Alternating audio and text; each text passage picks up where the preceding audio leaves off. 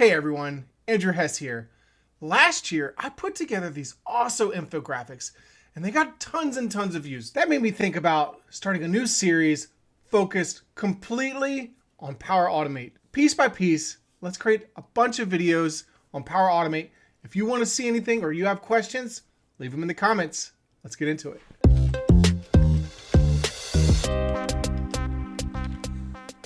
So I put together this infographic or cheat sheet. It will be posted on LinkedIn if you want to follow me on LinkedIn. And it's how to plan a Power Automate cloud flow in 30 seconds. But right now, let's keep it simple and let's just create a flow. So we're in our development environment. Look at all these different options, right? So we have automated, instant, and scheduled. These are the three that match our infographic. So right now on our infographic, we're talking about the trigger. Instant, automated, or scheduled. What's going to start your workflow? And you want to be careful. Will it trigger too often? A lot of times when people first create their first flows, they might do it on when an item is modified. And then every time it's modified, it triggers the workflow and they do a conditional branch. If it's modified, but this column is not changed, do nothing. That's probably not the best way to do it. And that may be another video, but just think about that. I want you to think about that. How often will it trigger? And should you do it when it's created or modified? Let's go ahead and use a trigger and then we'll create some actions in there. We're going to do an automated cloud flow. Let me show you the SharePoint list. So I have some project tasks, right? Some project tasks, some task types, and some risks. What I want to do is every time a new task is added, I want to get a Teams message. But if a task is added and the risk is high, I want to get an email. Let's do that. So that's what I want to do. I want this flow. We have some project tasks. Every time there's a project task, I want it to send me a message in Teams. That's fine. I like that. But if one is of high risk, I want it to send me an email. All right, so to keep things simple, I'm going to do an automated cloud flow. And we'll name this send Teams or email on project list. All right, so we're going to give it a name. Our trigger is going to be SharePoint. Now for this particular flow, we're going to keep it simple. We're not going to do modified. That adds some complexity. We're going to keep it nice and simple when an item is created. All right, so this is our trigger. This is our number one. All right, so the first thing I want to do on my trigger is I want to hook it up to that SharePoint site. So I want to find my SharePoint site, which is task list. That's the name of my SharePoint site. So you can see that here at the top. And then I'm going to find that list name, which is actually project task list. So we'll find that right there, project task list. And now we've connected our trigger to that SharePoint list. Perfect. So now what's the next thing we want to do? The next thing we wanted to do on our infographic was list our actions. So what do I want to do? When I message someone, I want to write the time in the email or the Teams message. You know, things can happen and sometimes like an email can get delayed or it can get lost. There's nothing wrong with writing the time. Let's just keep this simple. So I want to grab the time. That's what we're going to do for our actions. So in Power Automate, I'm just going to click on the plus to do a new action. I'll type in time. There's all these extra little date times that I could do. I could say get the future time, get past time, add to time, convert time zone, which is important too. So I'm just going to say grab the current time. I'm going to go ahead and I'm going to publish. And the reason I'm going to do this is because I'm going to show you how you can look at your data. All right, everything's green. When an item is created, we're just going to grab the current time. Let's go ahead and click test. And what I do normally is do a manual test and then I click test down here. And now you can do the trigger to start your test. So come up here, task list. My trigger was to add a new line item. Let's just type in test and click save. So I added a new line item to my SharePoint list. This should start my Power Automate flow. So there we go. Boom, boom. The flow ran successfully. So let's look at this current time here. You can click on an action after it's ran to see the results. And we can see the output here. Let me move me. We can see the output here grabbed the time, but it's in this funky format. And actually, that time is not my time right now, right? This is what is called UTC time. And UTC time is kind of helpful. It's kind of not. So you can see down here the properties. This says my local time. That's better. But this time is 5 hours into the future. So this is the wrong time. So let's go ahead and click edit again in the top right. And then I'm going to click on the plus. And this time I'm going to click time. And I'm going to do convert time zone. So this is another action. So the time here, the base time, what I'm going to do is click on the lightning bolt. The lightning bolt allows you to grab content from the actions before. So when I click on the lightning bolt, you'll see in current time, I have a little selection I can click on, which is current time. And then I can say the source time zone, where it starts off is UTC time. Then we want to convert that to the Eastern Standard Time, which is where I live. And then how do I want to view that? This is really useful. I can view the time however I want. Let's put it in a nice readable time with the seconds. No, let's keep the seconds out. So right here, Monday, June 15th, 2009. I like the way that looks. Let's convert it to that time zone. Okay, so now we did some actions. We have a couple actions in here. We got the current time, we converted it to our time zone, and we changed the format to a readable time. Now, what we need to focus on is our decision. And our decision was, I think we decided was, if a risk was high, we want to send an email. If a risk was low or medium, we'll send a Teams message. So in order to do that, I'm going to add what's called a condition. So I'll type in condition. And this is a branching logic. If you ever did Microsoft Forms, right, you have different branches, and that's kind of, think of it like a tree. So we're going to do a condition of a branch, and if it's true, it'll go down the left side. If it's false, it'll go down the right side. And so here, we're going to choose our value above my head here. We're going to choose our value, which is from SharePoint. And you can see right here, this little gray text. You see that little gray text? I can click on that and see a lot more of my fields from SharePoint. And what we want to see is the field risk. We're looking for risk. We can search for it and find risk. And what I want to do is say when risk is equal to, let's say high, right? Is that what we said? When it's equal to high, what's going to happen? So our condition right now is when risk is equal to high, and then that's true, we're going to send an email. So I'm going to send an email. All right, so I've connected with my credentials. Now, who am I going to send this email to? I'm going to send it to myself, just so we can see it. And the subject is, a risk was reported at high. But that's not very helpful email, right? Like, imagine if this happens all the time. Instead of a risk, let's say the risk, and then let's grab the lightning bolt. So the lightning bolt, let's come down here and grab the title of the risk. And then let's say is high.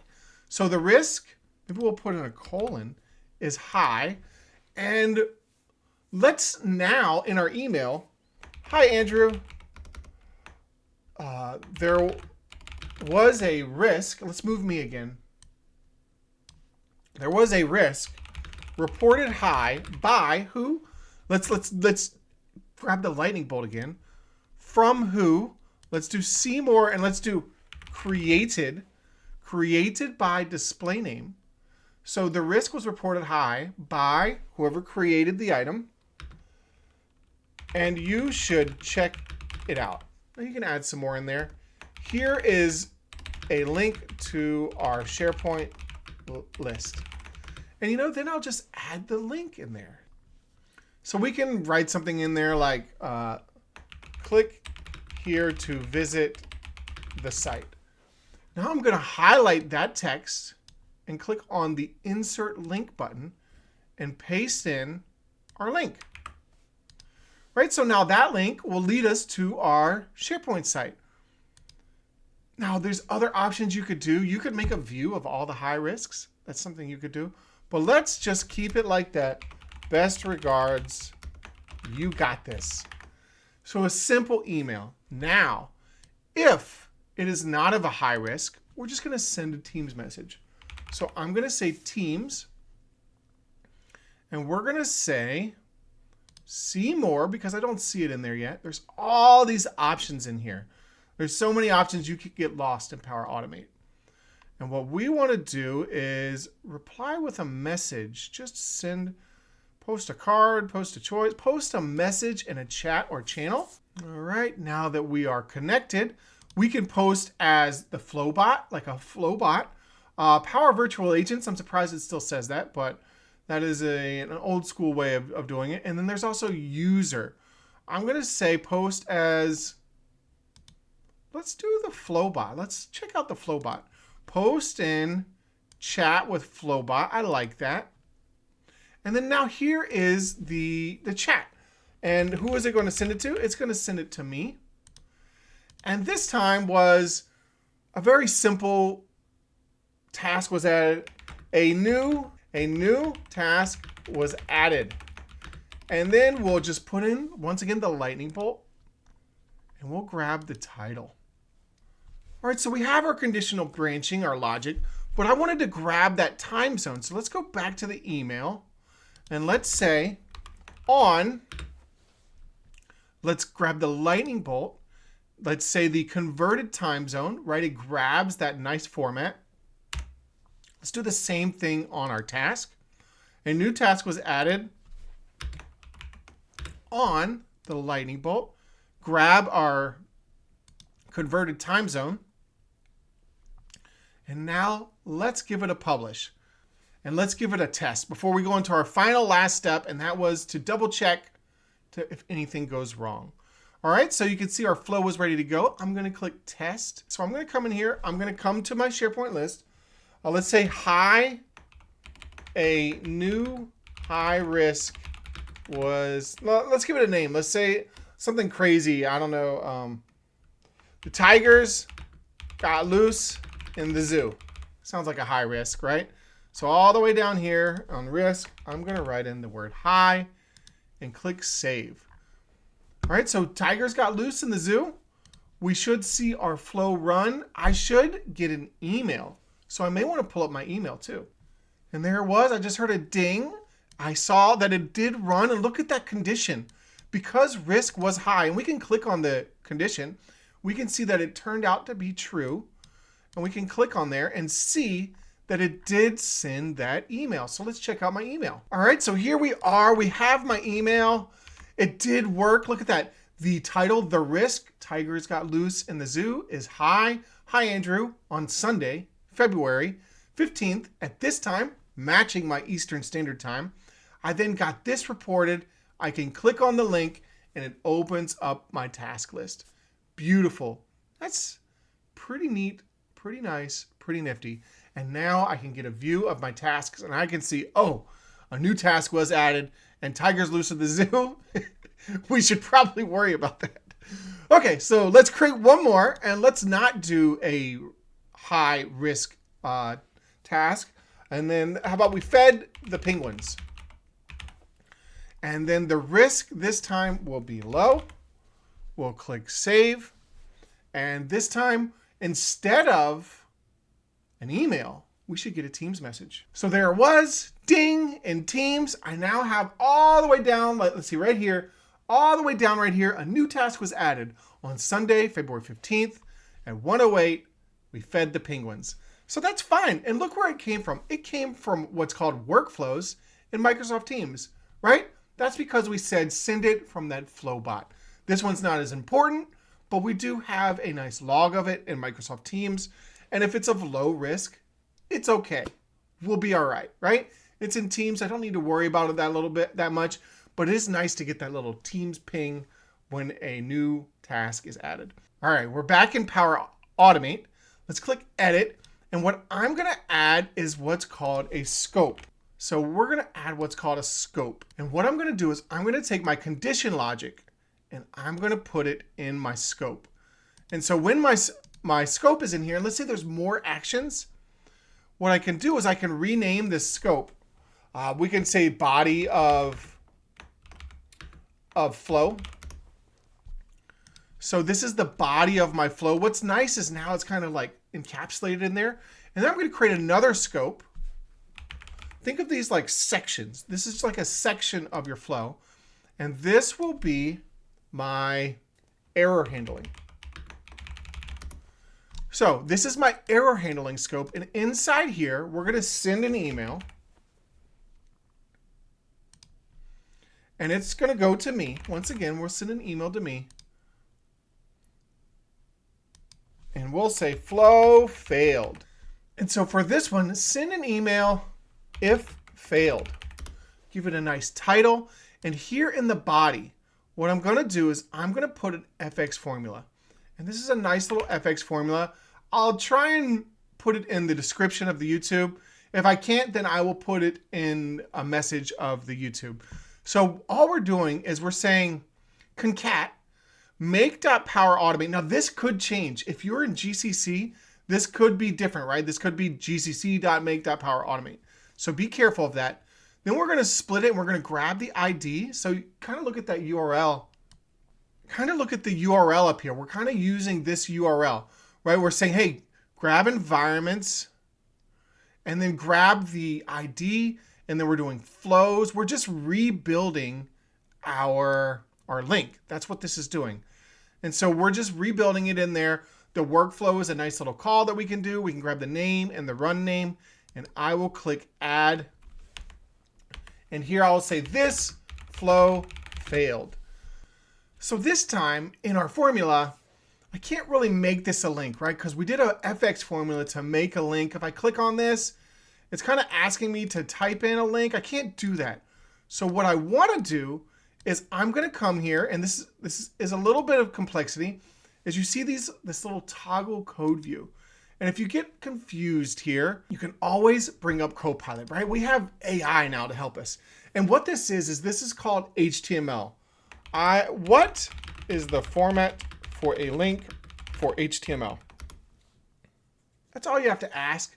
It might give us a little bit too much information, but there it is. It's this ahref. So I'm going to grab the beginning of this. Let's see if I can grab the beginning of that. And I'm going to put it on the left side of my concat statement. And now I'm going to grab the right side of it right here with the double quotes and all of that. And I'm going to paste that in right here. This is a link. And I'm going to write in something else. Link to your error. All right. So now in the body of my flow, I'm going to force it to fail. And how I'm going to do that simply is I'm going to ask Power Automate to divide by 0. This is a good way to make it fail. So I'm going to say divide, div, 1 by 0. And when I do this, it's going to force it to fail because you can't divide anything by 0. So now I'm going to test again. Manual. This time, we're going to get an email, and we're going to see that error handling catch the error that happens. This is very important because you might have this beautiful flow, and then you might miss some data. And if your data is no good, your AI is no good. If your AI is no good, who knows what's going to happen in 2027? You know, like I don't know where AI is going, but we want good data, right? Good data is the best data. We got a very, very simple email linked to your error. I click on the link and it opens that flow that failed. This is very useful. It opens the exact one, right? Else we have to kind of like go through it a bunch of times. Oh, you can see the error message. Why did it fail? If we go back, right? If we go back, right, we might have a ton of flows in here. What's useful is that link takes you to the exact flow that failed. This is the biggest concept that I want to recommend for anyone new. Don't let your flows fail silently. Thank you all for watching. My name is Andrew Hess. I'll see you next week.